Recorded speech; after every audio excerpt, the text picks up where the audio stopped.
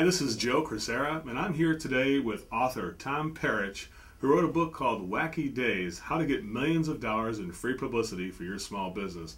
Tom, thanks for joining us today. Thanks for having me, Joe. I'm glad we're talking today. I think we have some nice tips that we can share with our viewers and show them how they can get free publicity. Well, Tom, the first thing we're going to talk about is called publicity versus advertising. Does publicity happen on accident or is it on purpose? Well, it's funny, as a joke sometimes I say there's an approach to publicity called lightning strikes. That is, you do nothing, like winning the lottery, and you're hoping that someone bumps into you and puts you on radio or television or writes a story. And if you believe in that approach, that's fine. Now, the chances of that happening, of course, are about nil. Like most things in life, like what most business owners probably should know, is that things that happen successfully occur because you have a plan. And that, of course, applies to getting free publicity.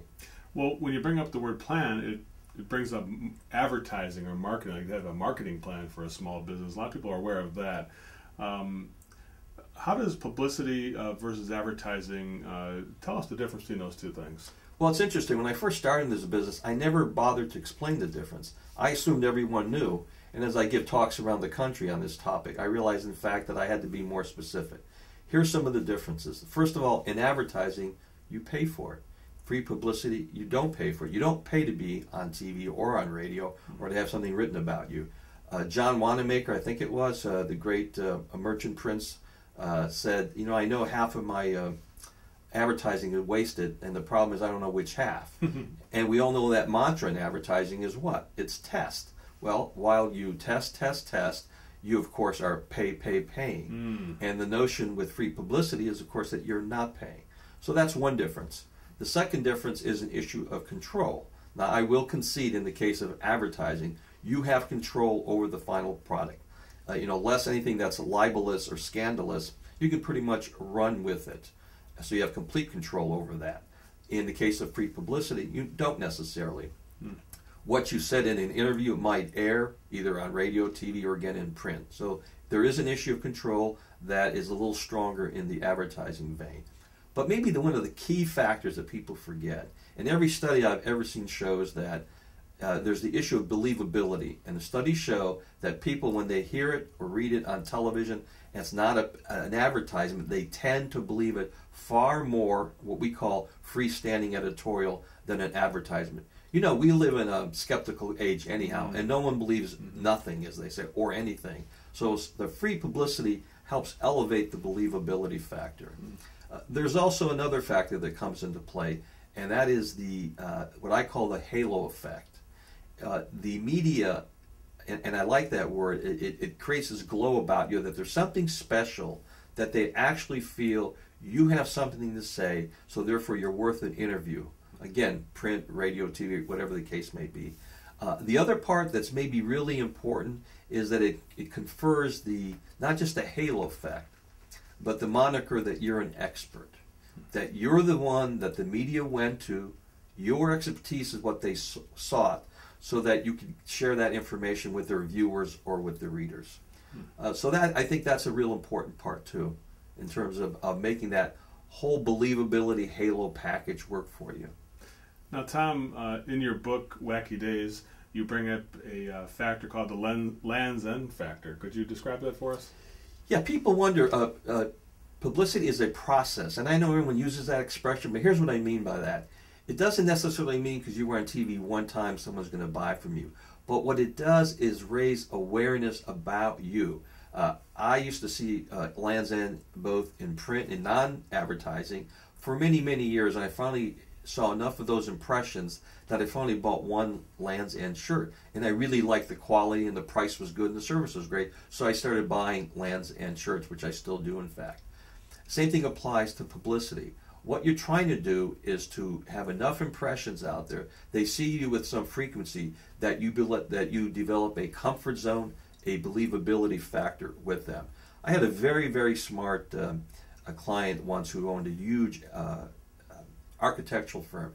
And I never forgot my first interview with him. He said, Tom, I don't want to be in Architectural Digest. I want to be in the publications that my customers read. He says, if they read about me in those publications, When they need someone with my service, for my services rather, they're going to think of me. I want to be on the short list.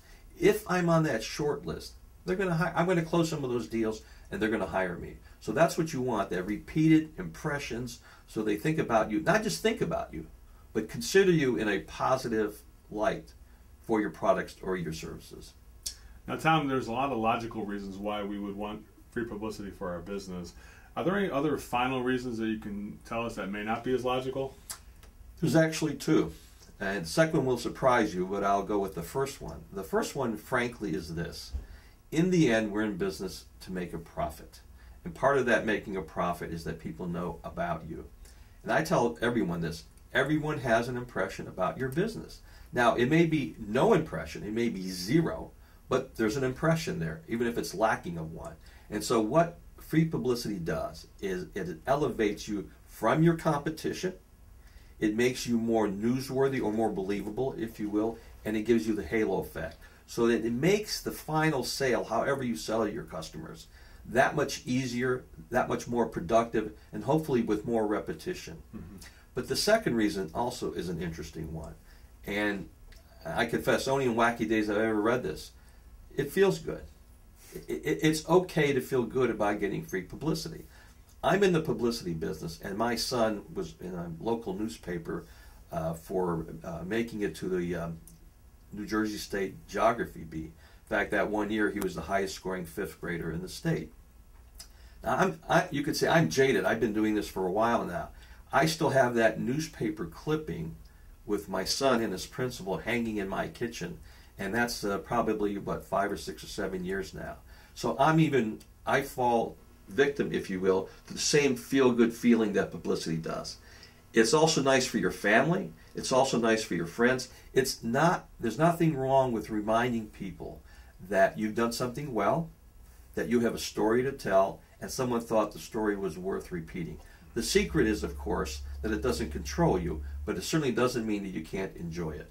It's a reaffirmation. And let's be honest, we all want some kind of affirmation. We all want to know that we're good and maybe even a little bit special.